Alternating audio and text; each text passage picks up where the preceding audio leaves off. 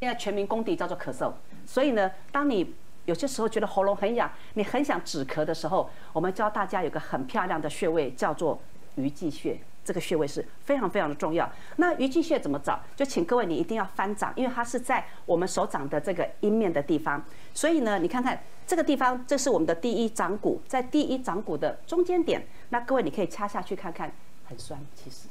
有没有很酸？那这个穴位的好处在哪里？当你要咳嗽的时候，喉咙肌肉是会越来越紧，越来越紧。那这个穴位的好处是可以帮我们把喉咙的肌肉放松，让你的咳嗽可以得到缓解。所以各位，如果你出去很怕被人家以为你有这个肺炎的话，那么这个穴位是好穴位，平常也可以有帮助。那第二个穴位呢，我们会建议大家这个尺泽穴哈，因为他工作很辛苦流汗了哈。尺泽穴就在我们刚刚讲的肺经的这个肘窝的地方。这个穴位有个好处就是，如果你觉得喉咙很干，好，那觉得喉咙一直很黏，这个肺整个胸口这边燥燥的、热热的不舒服的话，那么尺泽穴是一个好穴位。第三个。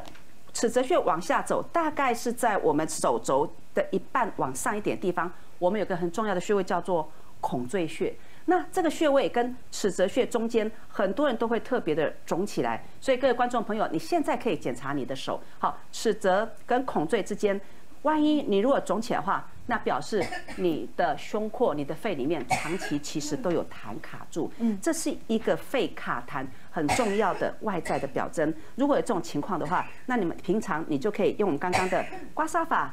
拔罐法，或者我现在做的这个按揉的方法，你可以尽量把这个地方疏通，你会发现原来在胸廓这边的痰会慢慢的化开。所以我们跟大家提供3个穴位，第一个鱼际穴让你的喉咙可以松，那么尺泽跟孔最可以帮大家把胸口的痰、肺里面的痰给